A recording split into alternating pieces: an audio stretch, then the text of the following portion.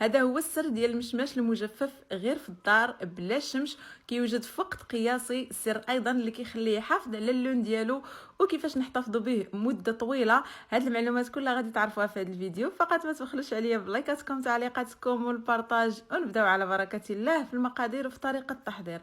اول حاجه باش نحضروا المشماش المجفف كنحتاجوا لهذا النوع ديال المشماش اللي كيكون اللون ديالو صفر، وكنحتاجوا المشماش يكون قاصح، يعني خذوا المشماش اللي ما طيبش، هذاك اللي كيكون باقي قاصح، هذاك هو اللي كيصدق وكينشف لينا بالزربه. غادي ناخذو هنا وغادي نغسلوه مزيان. غادي نضيف عليه واحد 2 معالق ديال الخل ولا البيكربونات الا توفرت عندكم، باش هكذا كنتخلصوا من دوك الاوساخ، وحتى اللون ديال المشماش كيرجع لنا اللون ديالو نقي ومفتوح. ومن طبيعه الحال راه المبيدات والاتربه كلهم كيزولوا. من بعد كنخليه مرقد واحد 5 دقائق في هذاك الماء والخل، كنفركوه وكنشللوه بزاف ديال المرات حتى كيتنقى مزيان. كناخذ الحبه ديال المشماش كنشدها بهذه الطريقه، هذيك الجهه اللي مفتوحه كنديرها الفوق، وكناخذ واحد الملعقه خشبيه اولا جزر ديال السباتولا، غير المهم يكون رقيق باش ما كتحلش لكم المشماشه بزاف. وكندير هذه الطريقه كندير المعلقه في الراس ديال المشماشه، كندفع وانا شادها مزيره مزيان في يدي، وبالزربه كنتخلص من هذاك العظم. هانتوما شوفوا راه العمليه سهله بزاف، غير ضروري ديروا هذيك الفتحه الفوق باش الا خرج داك العظم ما يجرحكمش في يديكم، لانه كيكون ماضي. وبنفس الطريقه حتى كملت الكميه اللي عندي كلها. هنا غادي ناخذ واحد الطنجره، غادي نوضع فيها 4 ديال الكيسان ديال السكر، وغادي نضيف عليهم كاس ونص ديال الماء. غادي نضيف راس معلقه ديال الملحه، يفضل تكون الملحه الغليظه اولا الملحه الحيه. غادي نخلي الكل فوق النار حتى كيذوب داك السكر تماما. غادي نضيف عليه 2 معالق ديال العصير الحامض، وغادي نضيف راس معلقه ديال سكر الليم او السنيده الحامضه او ملح الليمون، كل واحد وشنو كيسميه. هذا هو السر اللي كيخلي المشماش يبقى في اللون ديالو وكينشف لينا بالزربه. صافي هنايا غادي نبدا نحط المشماش في هذاك السيرو اولا في هذاك القطر. ضروري هنايا اننا ننزلوا النار، ما نخليوش العافيه مجهده.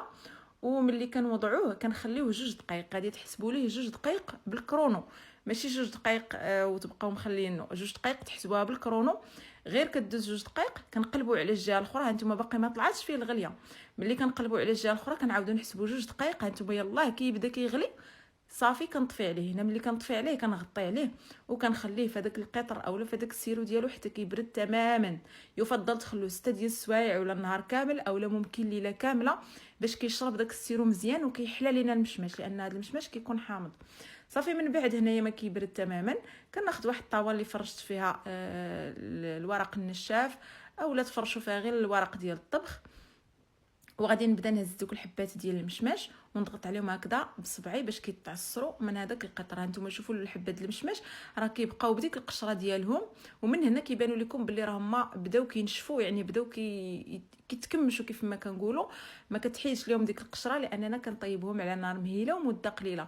صافي من بعد ما كنستف كلشي في الطاوه كندخلو الفران. انا الفران عندي عيان، يعني ما مجهدش، عندي فران ديال ايطيمات قديم.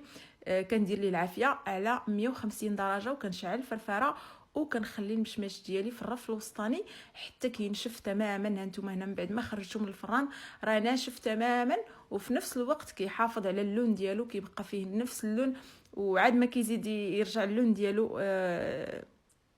برتقالي اكثر، لانه في الاول كان صفر، هنا لان دوك السوائل كيتجمعوا.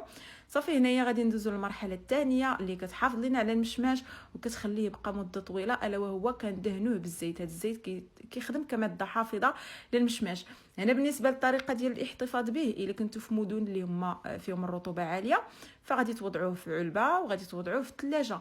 الا كنتو في بلايص اللي هما سخانين فيكفي انكم تسرحوه هكذا فوق واحد المنديل وتغطيوه بشي منديل واحد اخر وتحطوه في شي بلاصه فوق الثلاجه اولا في شي بلاصه اللي كيدور فيها الهواء حتى كيبس مزيان، كيرجع بحالو بحال التين المجفف. ممكن هذيك الساعه تجمعوه في قرعه الزاج وتحتفظوا به غير في البلاكار. صراحه راه المذاق ديالو كيجي بنين، حسن من هذاك اللي كيتباع، لان هذاك اللي كيتباع كيكون شويه حامض وقاصح. هذا راه كيجي حلو وكيجي فيه المذاق الاصيل ديال المشماش. نتمنى انكم تجربوا هذه الوصفه وما تبخلوش عليا بتعليقاتكم وايضا بالبارطاج واللايكات. والى هنا كيكون الفيديو ديالنا سالا، نتمنى انه ينال اعجابكم، والى الملتقى بحول الله، والسلام عليكم.